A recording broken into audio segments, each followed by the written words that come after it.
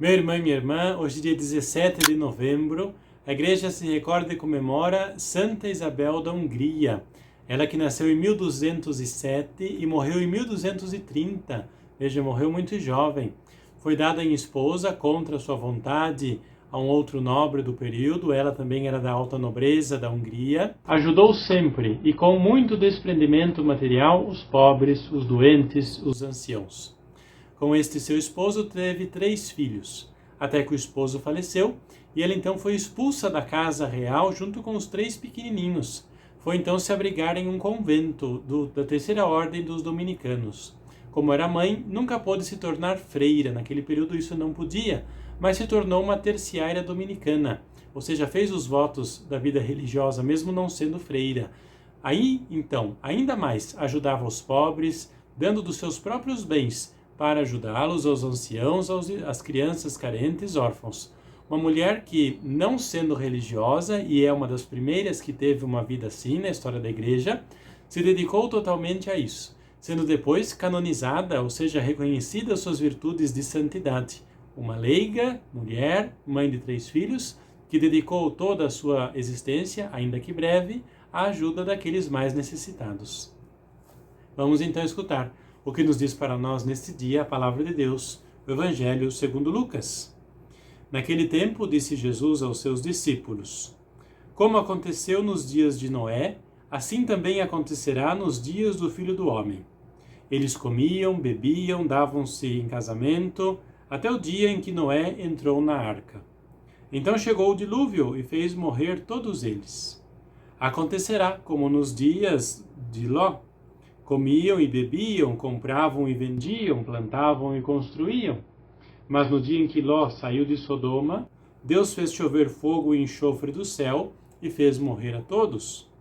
O mesmo acontecerá no dia em que o Filho do Homem for revelado.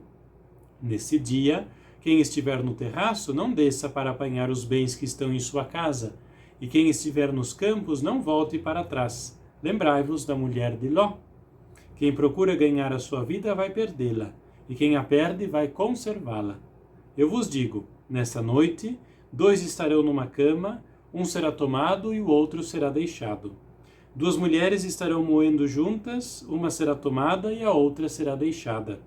2 homens estarão no campo, um será levado e o outro será deixado. Os discípulos então perguntaram: Senhor, onde acontecerá isso? Jesus respondeu: Onde estiver o cadáver, aí se reunirão os abutres. Palavra da salvação, glória a vós, Senhor. Nós vemos Jesus que, como já dissemos outras vezes, está com esse discurso do fim dos tempos, para preparar os discípulos para este encontro com o Senhor. O fim dos tempos, porém, que assusta, que preocupa muitos deles. Porém, o fim nunca chega, vamos dizer assim, do nada. O fim é preparado. Por isso é que Jesus dá essas recomendações aos seus discípulos. Jesus recorda que Deus, já no Antigo Testamento, sempre preparou, sempre avisou o seu povo, com a esperança de que o povo se convertesse e mudasse de vida.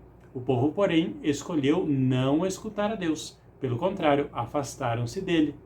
Morreram todos, como foi, por exemplo, no grande dilúvio, como foi, por exemplo, quando a cidade de Sodoma e Gomorra as cidades de Sodoma e Gomorra foram destruídas. Deus, porém, avisa e prepara, e Jesus também está com este intuito, preparar as pessoas para o dia do seu encontro definitivo com o Senhor. Nós também ainda escutamos que existem pessoas que não se preocupam, não se interessam, sempre acham que ainda tem um pouco mais de tempo. Por fim, Jesus usa essa expressão um tanto quanto enigmática a respeito de onde está o cadáver, aí estarão os abutres. Ao longo do estudo bíblico, muitos teólogos disseram inúmeras teorias e explicações para esta explicação. Porém, vamos ficar com aquela que é mais simples, mais literal. O que Jesus está querendo dizer é, assim como, por exemplo, quando nós vemos as águias, os corvos que estão voando, nós sabemos que ali tem um cadáver de um animal, alguma coisa que aconteceu. Também quando nós vimos os sinais do final dos tempos, nós saberemos que Jesus está se aproximando. Virmos os sinais nos céus, Jesus está ali. Por isso, não nos preocuparmos com isso, basta que nós saibamos ver os sinais, reconhecer os sinais dos fins dos tempos. O que então que nós podemos entender dessa palavra e aplicá-lo na nossa vida?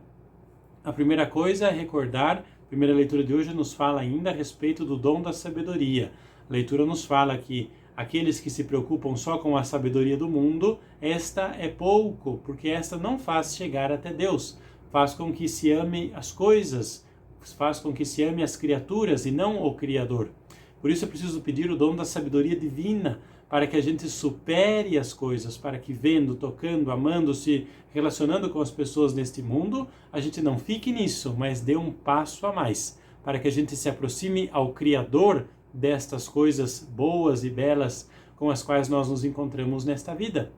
Além disso, esta palavra nos faz pensar que sempre que, por exemplo, a gente encontre uma pessoa e queira amá-la, queira estar com aquela pessoa, reconheça naquela pessoa os dons e talentos, que a gente atribua isso a Deus e não à pessoa. O mesmo para conosco. Às vezes alguma pessoa chega e fala: padre, eu me sinto mal quando alguém me elogia, quando alguém, por exemplo, me aplaude. É um sentimento bom sentir-se dessa maneira. Sempre que alguém fizer isso, então, atribuir a Deus. Senhor, esta pessoa me aplaude, esta pessoa me elogia, não por aquilo que eu sou, mas pelo dom de Deus que está em mim, pelo dom que o Senhor me deu e que agora eu coloco em prática. Além disso, esta palavra nos quer recordar no momento do nosso juízo. Os teólogos, os estudiosos desses textos bíblicos nos dizem que o momento do nosso julgamento será aquele no qual nós morremos. Ou seja, o contrário, o momento que eu estou quando morro será o momento do meu juízo.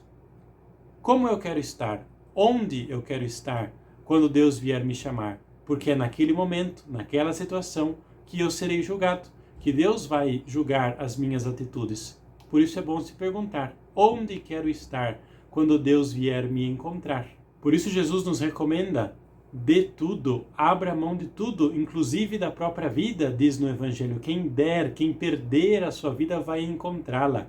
Se eu dou tudo, se eu abro mão de todos os bens que eu tenho aqui na terra, inclusive da minha própria vida, ou seja, do meu próprio bem-estar, do meu orgulho, das coisas que eu creio que são as certas, se abro mão disso, se me esvazio das coisas do mundo, quando me encontrar com Deus, vou poder então ser preenchido de Deus. Deus vai poder me preencher, vai poder fazer com que os seus dons, com que o seu amor, com que a sua misericórdia sejam abundantes em mim, na minha vida.